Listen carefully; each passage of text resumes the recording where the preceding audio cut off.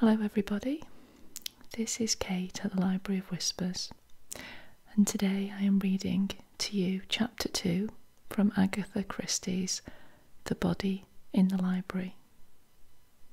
Let's begin. It was an idea that was being at that moment discussed by Colonel Melchett and Colonel Bantry. The chief constable, after viewing the body and seeing his subordinates set to work on their routine tasks, had adjourned with their master of the house to the study in the other wing of the house. Colonel Melchett was an irascible-looking man with a habit of tugging at his short red moustache. He did so now, shooting a perplexed sideways glance at the other man. Finally he rapped out, "Look here, Bantry. Got to get this off my chest. Is it a fact that you don't know from Adam who this girl is?" The other's answer was explosive, but the chief constable interrupted him. Yes, old man, but look at it like this. Might be deuced awkward for you. Married man, fond of your missus and all that, but just between ourselves, if you were tied up with this girl in any way, better say so now. Quite natural to want to suppress the fact. Should feel the same myself. But it won't do. Murder case. Facts bound to come out. Dash it all. I'm not suggesting you strangle the girl.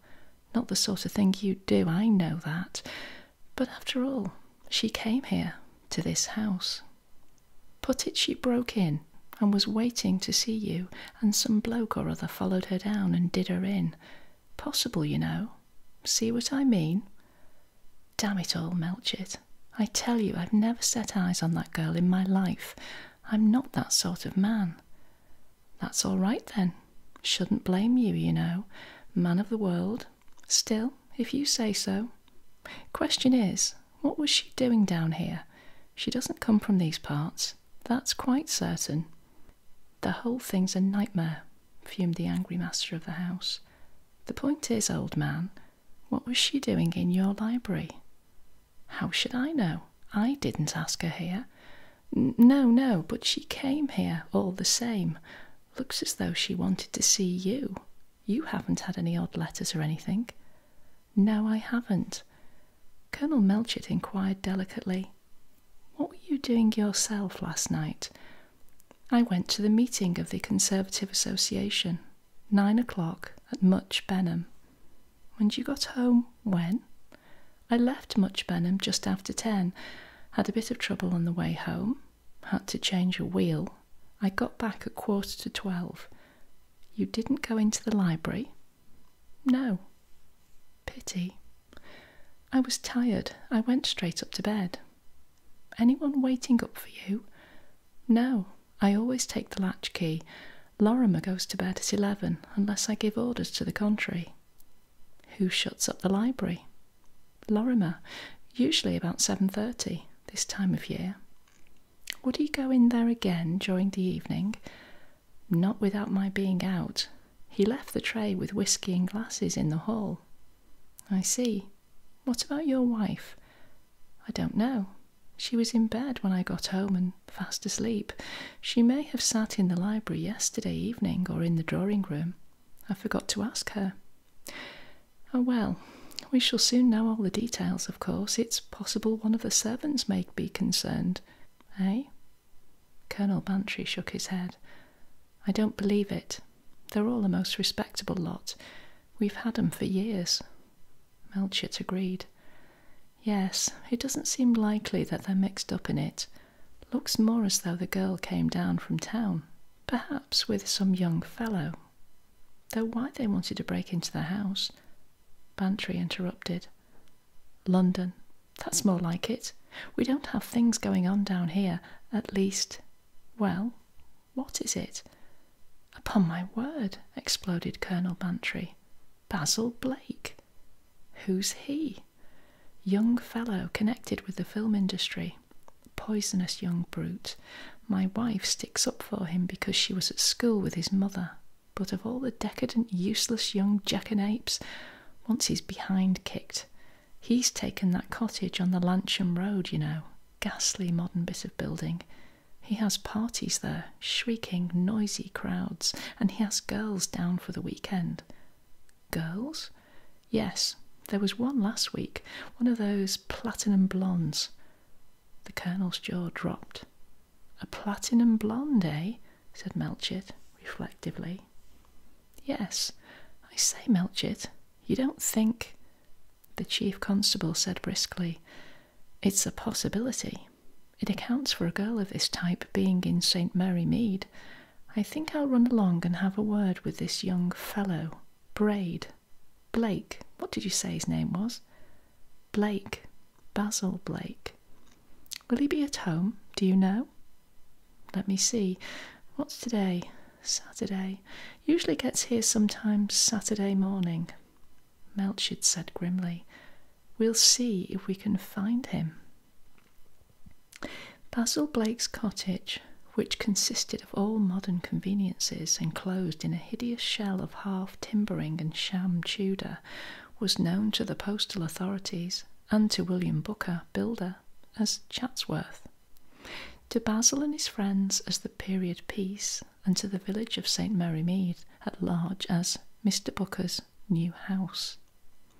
It was little more than 1/4 of a mile from the village proper, being situated on a new building estate that had been bought by the enterprising Mr. Booker just beyond the Blue Boar, with frontage on which had been a particularly unspoiled country lane.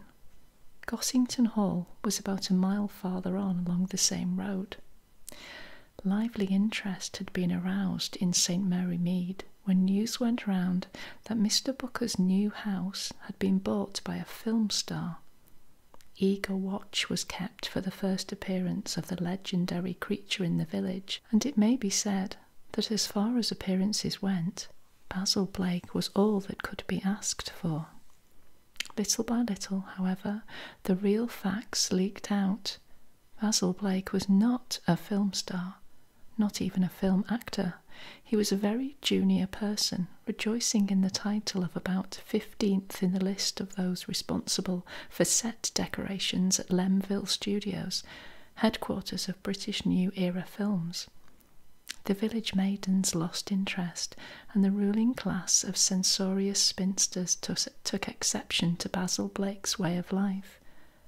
Only the landlord of the Blue Boar continued to be enthusiastic about Basil and Basil's friends. The revenues of the Blue Boar had increased since the young man's arrival in the place. The police car stopped outside the distorted rustic gate of Mr. Booker's fancy, and Colonel Melchett, with a glance of distaste at the excessive half-timbering of Chatsworth, strode up to the front door and attacked it briskly with the knocker. It was opened much more promptly than he had expected. A young man with straight, somewhat long black hair, wearing orange corduroy trousers and a royal blue shirt, snapped out, "Well, what do you want?" "Are you Mr. Basil Blake?" "Of course I am." "I should be glad to have a few words with you, if I may, Mr. Blake." "Who are you?" "I am Colonel Melchett, the Chief Constable of the county." Mr. Blake said insolently, "You don't say so. How amusing." And Colonel Melchett, following the other in, understood what Colonel Bantry's reactions had been. The toe of his own boot itched. Containing himself, however, he said with an attempt to speak pleasantly, "You're an early riser, Mr. Blake." "Not at all. I haven't been to bed yet." "Indeed. But I don't suppose you've come here to inquire into my hours of bed-going, or if you have, it's rather a waste of your county's time and money. What is it you want to speak to me about?" Colonel Melchett cleared his throat. "I understand, Mr. Blake, that last weekend you had a visitor, a fair-haired young lady." Basil Blake stared, threw back his head and roared with laughter. "Have the old cats been on to you from the village about my morals? Damn it all, morals aren't a police matter, you know that." "As you say," said Melchett dryly, "your morals are no concern of mine.